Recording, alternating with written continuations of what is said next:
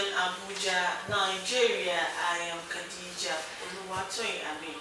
This program is one where we bring to you topics in agriculture and how it has either affected positively or negatively the Nigerian economy, looking at the policies and activities of government and of course Nigerians as a whole. Today on the program Agric Economy, we shall be taking a look at the impact of genetically modified crops on the Nigerian economy.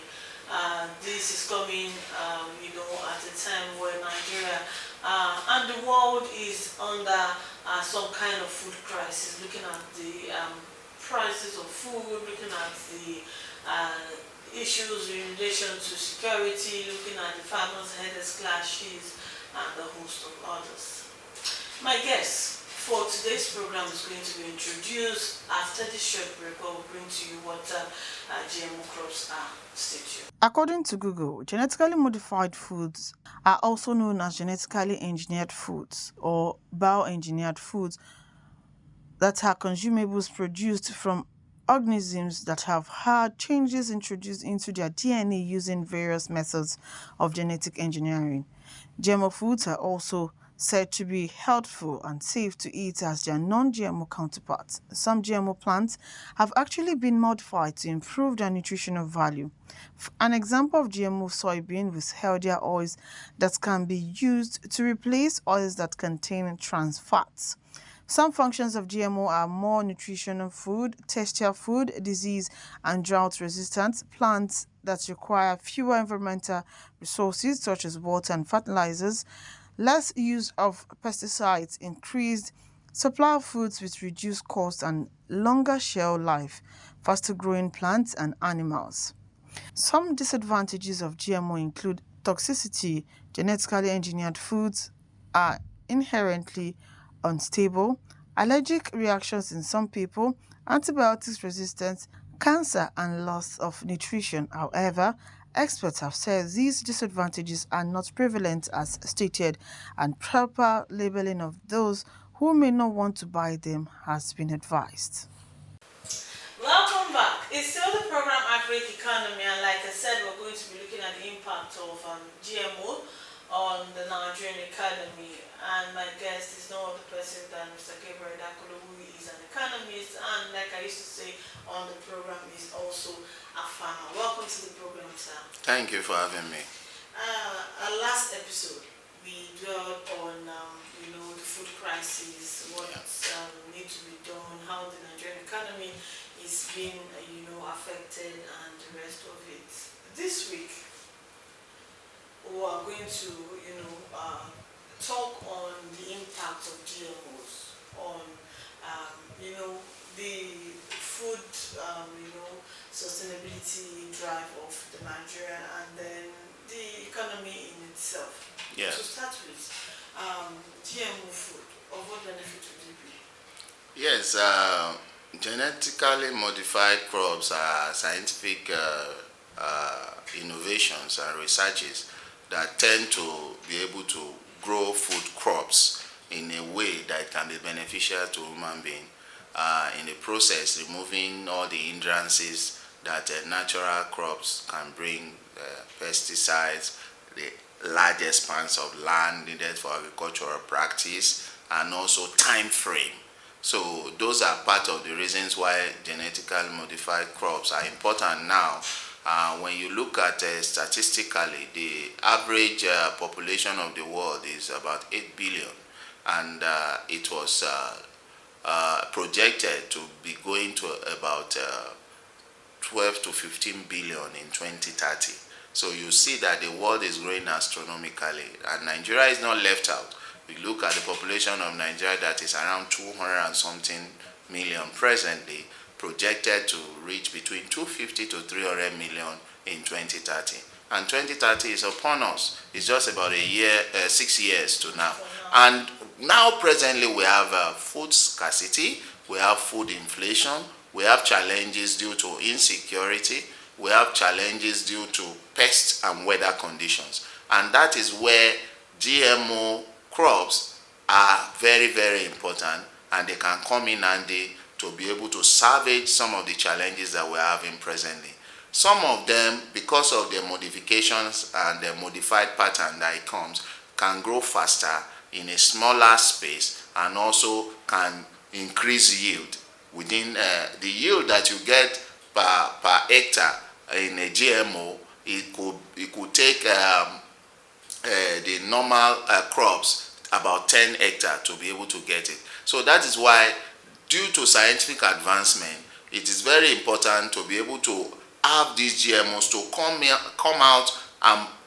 out handy on time, to be able to come into the market to serve as a supplement to the food, the other crops that are being grown in the natural form.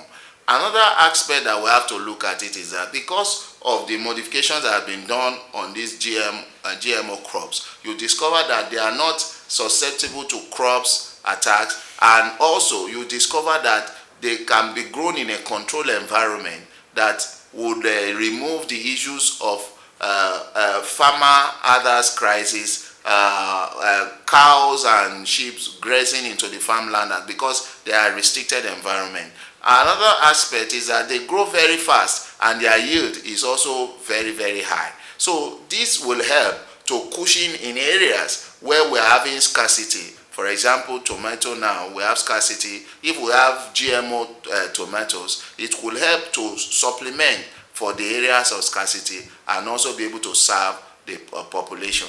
Now, looking at the growing population that is not reducing, then it behoves on the country and around the world to also increase agricultural activity and research to be able to meet the growing amount that needs to be fed. And Nigeria cannot lag behind in this aspect. That is why GMO crops are important. Now, we have concerns about health risk. We have concerns about the modifications that are being done. We have also concerns about what do we call upstaging the apple cart, in the sense that this is the norms, this is the normal way we have been doing things. Why do we need to change it? But we have seen it successful in other climes, and I believe that GMO crops, even as it has started practicing in Nigeria, can achieve a whole lot of success to be able to put food on the table for Nigerians, to be able to enrich Nigerians nutritionally and in other aspects of it. Yes, there could be health risks, but constant researches are pointing out the health risks, and they are being tackled as it comes. So another aspect of it is that there are pre-researches that has been done on even the GMO seedlings that are being brought into Nigeria, which our experts also are also looking at to ensure that they form and they conform with our climate and our farm practices, to be able to ensure that it grows as according and it also meets the needs that is expected of it. So I believe that if we continue or we increase activity in genetically modified crops, it will really help to challenge the status quo, to ensure that we can cushion scarcity in so many of the crops that we have presently challenges from. Okay, we've also seen acceptability of these GMOs. Yes. Some parts of issues, while some persons still, complain of lack of, or should I say lack of miscommunication gap. Yes. Between the research systems, for example, the NAFDA and the markets. Yes. And farmers. How do you think these gaps can be closed? Yes, the government needs to do more in the area through its agencies, in the area of education, in the area of communication, to ensure that the stakeholders are carried along. Who are the stakeholders? The stakeholders are the markets, the farmers, and the public. That is the consuming public.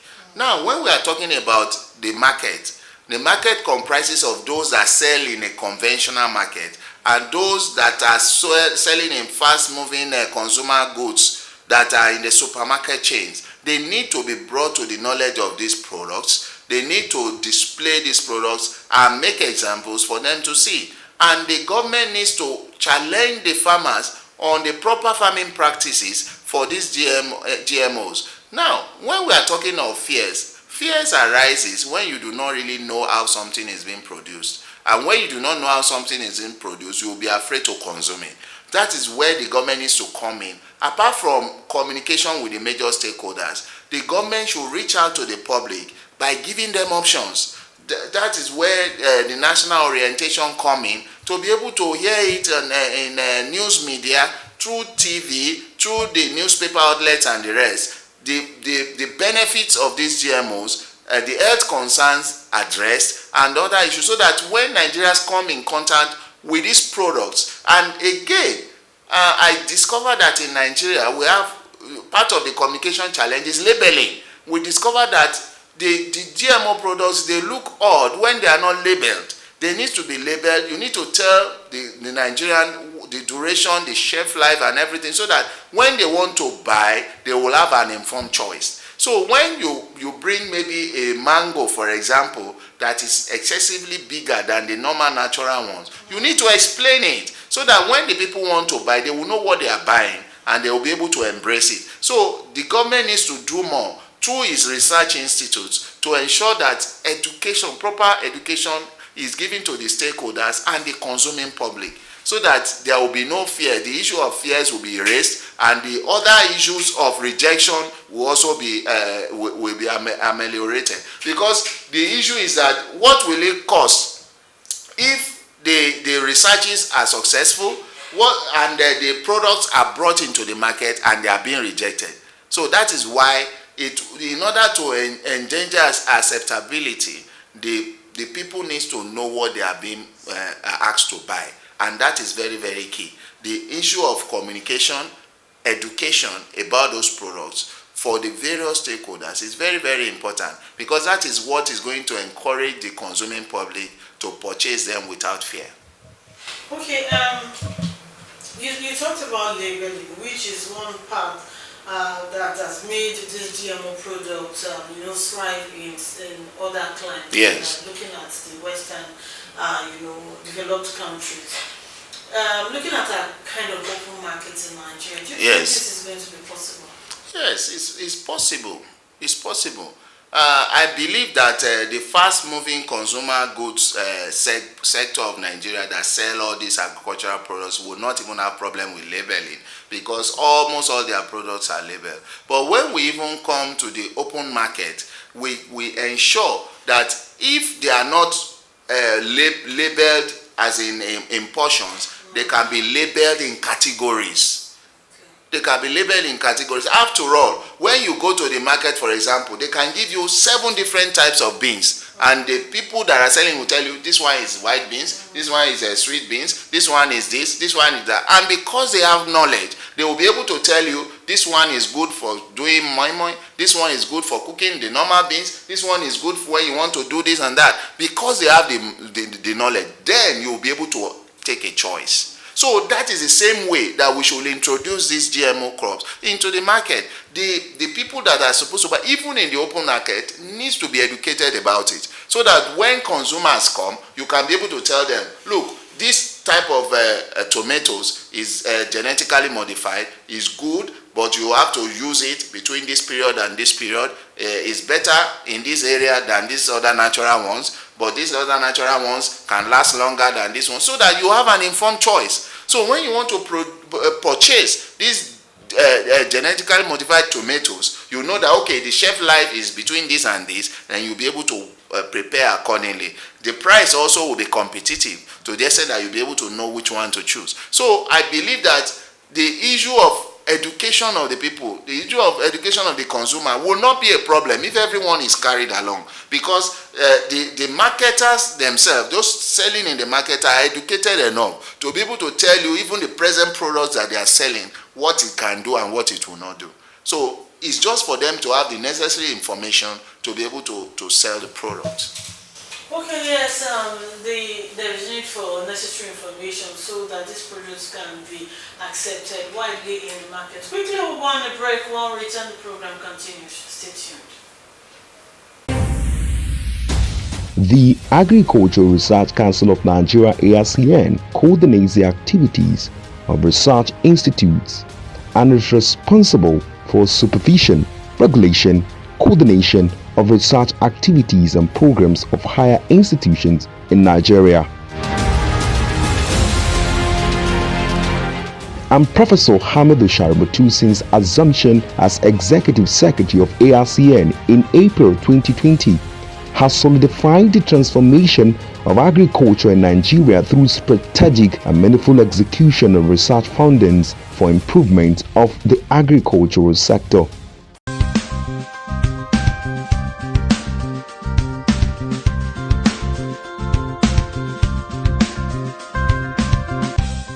For grains, we have the parabolic solar dryers. These are specialized solar dryers used for drying agricultural produce such as whole grains, yam and cassava chips, fruits and vegetables more efficiently. It is made of a special material that concentrates the rays of the sun within the enclosure while eliminating harmful ultraviolet radiation. Products dried are free from contaminants and are hygienic. The parabolic shaped solar dryer is a need-based technology because virtually when we travel all over the country, you will see by the roadside, you see people drying all sorts of agricultural produce. Some spread their own on bare ground, and by the time the vehicles are moving, the dust stay on the products. The reptiles will come, they will eat whatever they can eat, drop their feces and their urine on it, and the owner comes in the evening to pack everything together and still eat that product. And the product has been contaminated, and we feel this is not right, and it is part of our mandate to make sure that we set it right, and that was what led to this, so that we can solve this problem at the grassroots level. Instead of drying by the roadside, drying on just bare ground in their villages, when they have this as a drying center, everybody in the community can bring their product there, spread on the tray, and they get it dry under hygienic condition that is covered. And the dryer also have another property to screen the ultraviolet ray of the sun, which is also can cause hazard to human health.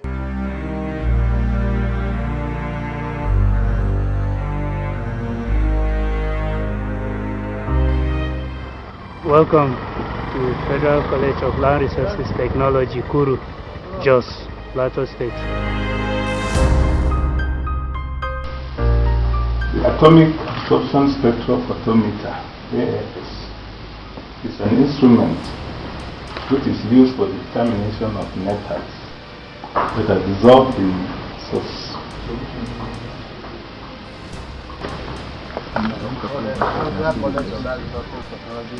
Plantation. Put it like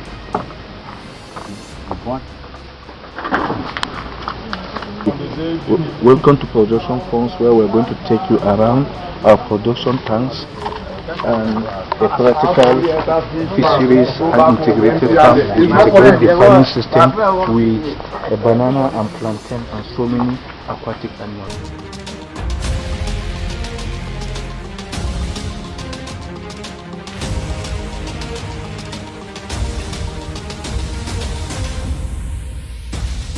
Since then, Professor Shaributu has operated as visionary captain by restoring the council's glory with the first ever agricultural television and radio station in Nigeria, with well-equipped studios parading state-of-the-art equipment.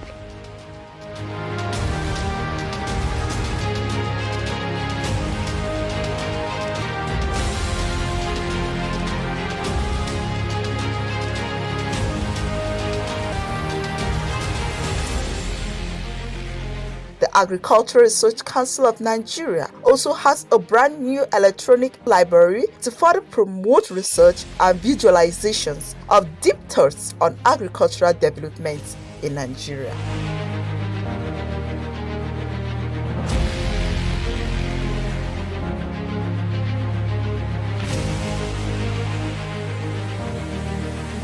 The museum, located in the Senator Abdullahi Adamu Center, is an agricultural museum saddled with the responsibility of keeping records of agricultural findings, discoveries, researches for continuity and history purposes. The Agricultural Research Council of Nigeria is wearing a new look under the stewardship of Professor Garba Hamidu Sharubutu, who says, "Alone, I am nothing, but together, I am something."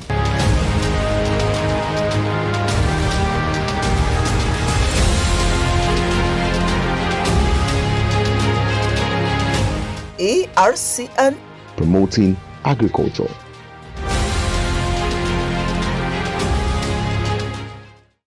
Welcome back. Well, I've been talking about the impact of GMO on our economy. Right now, sir, of what's going to our topic right now, we know that yes, and this is supposed to be like a support system to the natural grown, and then it's going to increase, reduce food crisis, and the rest of it. Of what benefit is this for our GDP? Definitely, this, like we said, will be a form of intervention to be able to increase food production in Nigeria. When there is increased food production, what it does is that it increases consumer appetite, and the people will tend to buy more because they will also come at a reduced price. And when there is increased activity, then it will improve the economy. And when the economy improves, definitely the GDP will be impacted. So what we need to do is to look at the challenges presently we are facing in bringing the natural foods to the market, and ensure that these GMOs are able to supplement areas of scarcity to the extent that it will be able to bring down the cost of food prices, reduce food inflation, so that more people can be able to buy their products in the market, and also increase economic activity. I tell you something, for someone that has been selling maybe 2 years ago 50 bags of rice in a week, for example, when the price was moderate and the consumers can consume it, 50 bags in a week, and looking at, just suppose that to this present situation, that fellow might not be able to sell up to 10 bags in a week because of the high cost. Probably he was selling the bag of rice 2 years ago at 25,000. Now a bag of rice is about 80,000, and the consuming public cannot match the capacity presently. You know, the minimum wage has remained the way it is, although there are measures now to increase it, but you see that the consuming power or the consuming pattern has remained the same.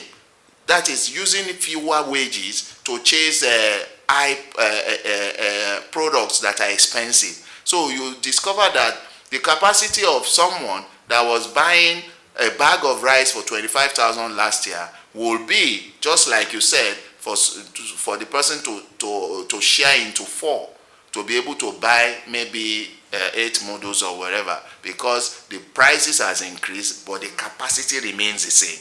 So when we have GMOs come into play, we have a situation whereby there is a competition, a price competition, to the extent that the prices come down. Then there will be more purchase being made by consumers, there will be more consumer spending, and in the process increase what we have in the economy, increase economic activities to be able to boost also activities in the agricultural sector, which also will resonate to other areas and improve the economy. So it is very impactful if we have a sustainable practice of GMO crops in Nigeria, because it can help to augment what we presently have.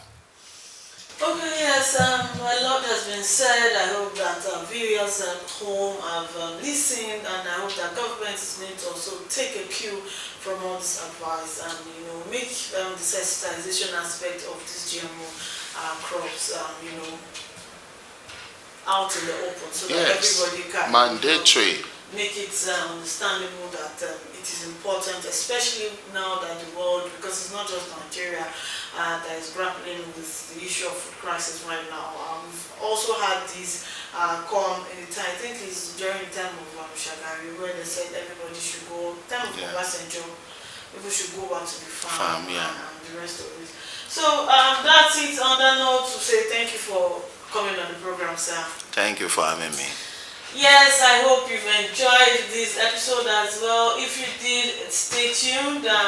Don't forget to subscribe to our YouTube channel on ARCN TV/radio on YouTube, and as well drop your comments and like our page, subscribe to it so that you get notified when we drop each video weekly. I remain your host, Khadija Oluwatoyin. Thank you for watching.